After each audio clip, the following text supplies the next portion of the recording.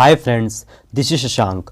आज हम G entertainment के शेयर पे बात करेंगे। इसके स्टॉक का भी रिजल्ट अनाउंस हुआ था एंड देन आफ्टर इसके अंदर फॉल आया है। 4 फरवरी को रिजल्ट आया था, उसके बाद से लगातार फॉल आता जा रहा है। आज तो इसने मतलब 200 रुपए के आसपास के लेवल को टच कर दिया। इस वीडियो के अंदर हम जी इंटरटेनमेंट के फंडामेंटल्स और टेक्निकल्स, टेक्नो फंडा एनालिसिस करेंगे और मैं अपने एक्सपीरियंस से आपको बताऊंगा कि फ्यूचर में आपका जी इंटरटेनमेंट के ऊपर व्यू क्या होना चाहिए। अगर आप इन्वेस्टमेंट करके रखे हो इस कंपनी में तब भी ये वीडियो आपके लिए बहुत इंपॉर्टेंट है, और अगर आप इसके अंदर इन्वेस्टमेंट करना चाहते हो तब भी ये वीडियो आपके लिए बहुत इंपॉर्टेंट है। आपसे बस इतनी रिक्वेस्ट है कि वीडियो को पूरा देखना, प्रॉपर समझना मैं जो भी चीजें बताऊंगा। ऐसे आधा लास्ट में आप लोग जाकर के देख लेते हो चार्ट वाला जो मेरा पूरा सेक्शन रहता है, और आप फंडामेंटल्स नहीं देखते हो। फिर कल को अगर शेयर की तरफ नीचे, अभी वैसे किसी में हुआ नहीं है जो भी शेयर्स मैंने बताए हैं, लेकिन कभी बाई चांस किसी के अंदर अगर आपको फिर फॉल आता हुआ दिखेगा तो एक आपका कॉन्फिडेंस नहीं बिल्डअप हो पाएगा। और fundamentals back of the mind इसलिए आपको देखना चाहिए। वीडियो का स्टार्टिंग पॉइंट जो आप लोग देखते हो, जनरली आप लोग लास्ट वाला देख लेते हो और उससे आप लोग टारगेट निकाल के सीधे पता नहीं एंट्री करते हो, नहीं करते हो, क्या करते हो। आपको फंडामेंटल्स देखने चाहिए ताकि कभी अगर शेयर के अंदर फॉल आए तो आपको एक कॉन्फिडेंस मिल सके कि जिन फंडामेंटल्स मैंने बात करी थी या जिनको आपने देख के खरीदा था, अगर वो नहीं बदले हैं तो शेयर फ्यूचर में फिर चलेगा। बस आपसे इतनी रिक्वेस्ट है कि वीडियो को पूरा देखना। चलिए स्टार्ट करते हैं। सबसे पहले मैं आपको बता दूं, बहुत ही शॉर्ट में इसके फंडामेंटल्स बताऊंगा। 20,000 करोड़ की मार्केट कैप है, लगभग उसी के आसपास की इनकी इंटरप्राइज वैल्यू है। ठीक है, टोटल जो इनके पास एसेट है 12,000 करोड़ के हैं। चूंकि एंटरटेनमेंट कंपनी है, बेसिकली मूवी प्रोडक्शन हो गया, और जी तो पूरा आपको as you know very well आप लोग बहुत अच्छे से जानते हो। ठीक है, तो ऐसा कोई इसमें नहीं है इनके पास फंडामेंटल्स। मार्केट कैप भी पिछले 3 साल से इनकी गिरी है, बढ़ी नहीं है। 50,000 करोड़ से पिछले 3 साल पहले थी, अभी 20,000 करोड़ की हो गई है। एंड उसके बाद मैं आपको बता दूं 261 रुपीज, मतलब 261 का हाई था, और 114 रुपीज का अभी इसने 52 वीक का लो लगाया है क्रैश के टाइम में, जब मार्केट क्रैश हुआ था तब। ठीक है, माइनस में कंपनी का ईपीएस है। ROC, return on capital employment, इनका 13 के आसपास का, 13% के आसपास का है, जो पिछले 3 साल में इनका डिक्रीज हुआ है। 22 के आसपास का था, वहां से 13 का हुआ है, डिक्रीज हुआ है। रिटर्न ऑन इक्विटी भी इनका 6, 6.5 के आसपास का है। ठीक ठाक है, एक एंटरटेनमेंट कंपनी के हिसाब से ठीक ठाक है। लेकिन पर्सनली अगर जैसे इसका कंपेयर हम सन टीवी से करें तो थोड़ा सा अप डाउन है, लेकिन हाँ ओवरऑल ठीक ठाक है। डिविडेंड ये थोड़ा बहुत देते हैं, खास नहीं देते हैं। ठीक है, और इन सारे पॉइंट के साथ में यहां पर मैं आपको बता दूं कि इनका जो डेट का है इशू, इनके पास डेट अभी उतना ज्यादा नहीं है। पहले डेट इनके ऊपर बहुत था। ठीक है, पहले के कंपैरिजन में अभी नहीं है। लायबिलिटीज उस हिसाब की नहीं है इनके पास में। ओवरऑल अगर सिनेरियो हम देखें इनका तो ठीक ठाक लग रही है कंपनी, कोई बहुत बुरी नहीं लग रही है, और अभी सस्ते प्राइस पर मिल रही है। देखो ये 114 रुपीज को मत देखो आप, इस हिसाब से देखो तो बहुत सी कंपनियां बहुत ऊपर है, वहां से ऊपर आई, वहां से फिर ऊपर आई और बहुत ऊपर निकल गई। आपको व्यू देखना चाहिए, जी देखना चाहिए। फॉरेन इंस्टीट्यूशन की बड़ी होल्डिंग है, भारत में अपने डोमेस्टिक इंस्टीट्यूशन में आप देख लो, म्यूचुअल फंड सबने पैसा लगा रखा है। अभी हम उस चीज की मतलब डिटेल में एनालिसिस करेंगे।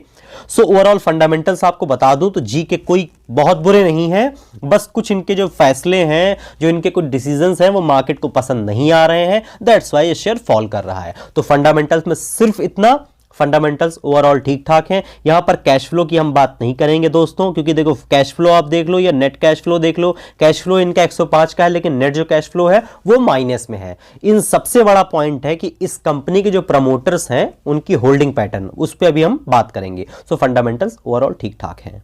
यहां पर मैं आपको बता दूं, ये है क्वार्टरली रिजल्ट। इनके जो अभी मतलब जो सेल्स हुई हैं वो लगभग अच्छी खासी हुई हैं। पिछले सारे मतलब 1-2 साल में इनकी एवर हाईएस्ट सेल आई है, एंड दैट्स व्हाई भी स्टॉक ने फॉल किया है। इनका जो ऑपरेटिंग प्रॉफिट है वो भी ठीक ठाक आया है इस क्वार्टर में। पिछले काफी क्वार्टर्स को अगर देख लिया जाए तो इस क्वार्टर का एक ऑपरेटिंग प्रॉफिट अच्छा खासा आया। नेट प्रॉफिट तो समझ लीजिए कि सितंबर के कंपैरिजन में इनका भी नेट प्रॉफिट आया है। ईपीएस में एक बड़ा इंक्रीमेंट आया है, 4 मतलब पॉजिटिव में आया है, और वो भी 4 रुपीज के ऊपर का ईपीएस आया है इनका। तो ओवरऑल क्वार्टरली रिजल्ट किसी भी मायने में बुरे नहीं है, किसी भी पैरामीटर में बुरे नहीं है, लेकिन इनकी जो ज्यादातर इनकम आई है वो ओटीटी के थ्रू आई है जी। सो ओटीटी के थ्रू इनकी इनकम आना, लाइक G5 के थ्रू इनकी इनकम आना, ठीक है, ये एक अच्छा पॉइंट है। दुनिया ओटीटी पे जाएगी, फ्यूचर में भी दुनिया ओटीटी पे जाएगी। कोरोना के बाद से, कोविड के बाद से लोग ओटीटी पे जाएंगे, लेकिन इसका ये किसी भी तरीके से मतलब नहीं है कि सिनेमा हॉल्स वगैरह बंद हो जाएंगे। तो फ्यूचर में कोरोना जब कभी खत्म होगा तो मे भी ऐसा हो सकता है कि जो ये फिल्म्स वगैरह, जो ये रिलीज वगैरह ओटीटी पे हो रही हैं, ये वापस थिएटर पे शिफ्ट हो, ऐसा मेरा अजम्पशन है। एग्जैक्टली क्या होगा आई डोंट नो, मतलब मुझको नहीं पता, लेकिन मुझको ऐसा लगता है कि ओटीटी से जो इनकी इनकम आई है, एक बड़ा रेवेन्यू इनका आया है, बड़ा प्रॉफिट उसे जनरेट हुआ है, उसकी जो एक सस्टेन वो फ्यूचर में कितना करेगा, इसको लेकर के मार्केट में एक डाउट हो सकता है। मार्केट को कहीं ना कहीं डाउट लगा होगा, इस दैट्स वाई हो सकता है शेयर के अंदर फॉल आया हो। या जो इनका मूवी प्रोडक्शन को लेकर के बहुत ज्यादा इनके अंदर, इन्होंने जो इनकी रिपोर्ट आई है उसमें एक्साइटमेंट जताई कि नहीं हमें तो फिल्में रिलीज करना है, और अभी कोविड के कारण में जो भी प्रॉब्लम्स वगैरह देखी गई हैं उस कारण शेयर के अंदर फॉल हो सकता है। लेकिन ये सारी चीजें शॉर्ट टर्म की हैं। मेन पॉइंट मैं बता दूं आपको, जो मुझको लगता है, प्रमोटर की होल्डिंग लगातार दोस्तों एक समय में मार्च 2018 में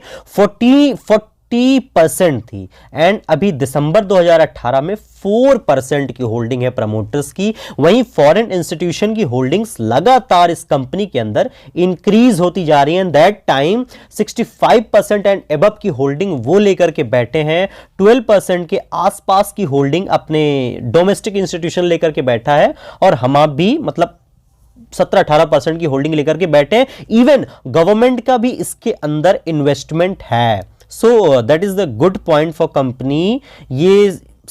ये सारी चीजें मतलब किसी भी तरीके से ये इंडिकेट नहीं कर रही हैं कि फ्यूचर में कंपनी बर्बाद हो जाएगी, लेकिन प्रमोटर का अपनी खुद की कंपनी से इन्वेस्टमेंट का कम करना ये एक बैड पॉइंट हो सकता है। ओटीटी से बहुत ज्यादा रेवेन्यू जनरेट होना, जो जनरेट हुआ है वो फ्यूचर में कितना सस्टेन करेगा, मतलब एक वो चीजें आएंगी कि नहीं आएंगी, इन सारी चीजों को लेकर के एक डाउट हो सकता है। और अभी एक और इश्यू आया है इनकी कंपनी में, आप मतलब जाकर के देख सकते हो बीएसई इंडिया की वेबसाइट पे, कुछ शेयर्स बाई सेल किए गए हैं, जो भी एक ट्रिगर इश्यू हुआ है मार्केट ने, हो सकता है उसको भी ट्रिगर किया हो।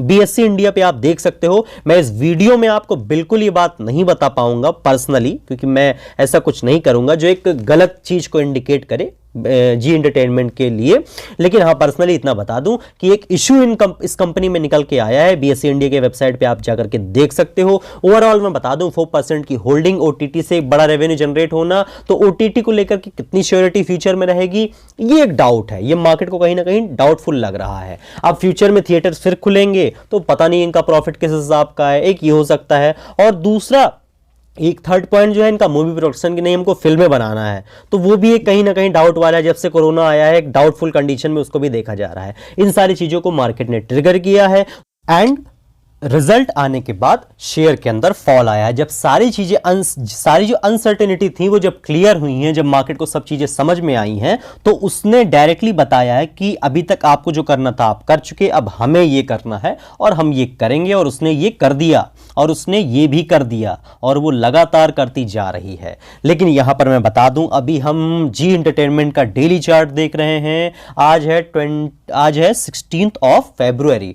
मैं पर्सनली आपको बता दूं, मैं जी एंटरटेनमेंट को लेकर के बहुत ज्यादा बियरिश नहीं हूं। प्रॉब्लम है, प्रॉब्लम रहेंगी, चलेंगी, लेकिन हां अगर ऐसे समय में आप एक लंबा इन्वेस्टमेंट करना चाहते हो, करने को आप लाइक करते हो, तो आपको जी एंटरटेनमेंट की तरफ अपना रुख जरूर करना चाहिए। ये भविष्य में आपको अच्छा फायदा दिलाएगा, ये मैं आपसे बोल रहा हूं। देखो यहां पर ऐसा भी हो सकता है, मैंने बहुत सारे स्टॉक्स पे एडवाइस दी है, और आज आप उन मेरी सारी वीडियोस में आप जाकर के चेक कर सकते हो। उन सारे जो स्टॉक्स हमने जिस रेट पे बताए थे, आज वो कहां से कहां निकल गए, आप लोगों को अच्छा खासा प्रॉफिट हुआ होगा। जाकर के आप देख सकते हो। इवन बंधन बैंक आप देख लो, बैंक ऑफ बड़ौदा आप देख लो, जिनको भी आपको देख, SBI देख लो, तो सब मैंने स्टॉक्स बताए हैं। वैसे ही मैं आपको जी एंटरटेनमेंट रिकमेंड कर रहा हूं।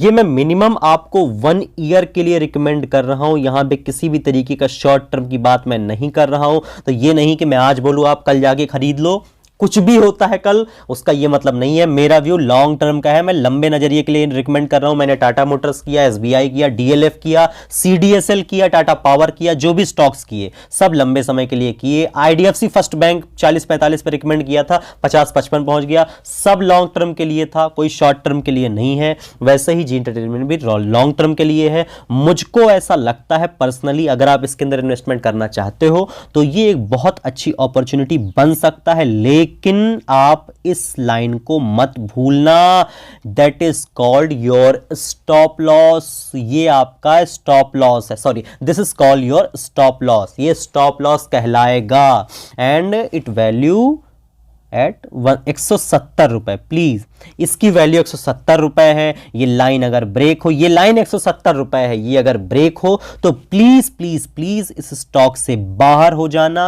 ये मैं आपको बता दूं, क्लियर बता दूं, एक साल के लिए रिकमेंड कर रहा हूं। 170 का स्टॉप लॉस लेकर के आप जी एंटरटेनमेंट के अंदर लंबा व्यू लेकर के काम कर सकते हो। ओवरऑल फॉरेन इंस्टीट्यूशन का इन्वेस्टमेंट देख लो, मेजर पोर्टफोलियो जिसके अंदर इन्वेस्टमेंट करके बैठे हैं, बहुत सारी फर्म का इन्वेस्टमेंट है। कोई भी अपना पैसा ऐसे नहीं लगाता है, सबके पास विजन होता है, प्लान हो सकता है करेक्शन हो सकता है करेक्शन और हो, लेकिन ये अगर 170 के ऊपर बना रहता है तो आपको इसके अंदर जरूर इन्वेस्टमेंट के बारे में सोचना चाहिए। फंडामेंटल्स ओवरऑल ठीक है, रिजल्ट ओवरऑल ठीक है, ओटीटी का ये सब जो इशू है कुछ ना कुछ फ्यूचर में निकल आएगा। जितनी अनसर्टेनिटी है वो क्लियर हो जाएगा, हर चीज सर्टेन हो जाएगी और ये ऊपर की तरफ चलेगा। अब यहां पर मैं बता दूं, इसके अंदर लगातार फॉल आ रहा था और वॉल्यूम लगातार डाउन हो रहा था। जब इसके अंदर ये ऊपर के साइड में एक ये कैंडल बनी थी, कैंडल के ऊपर मैं वीडियो लाऊंगा, आपको डिटेल में समझाऊंगा।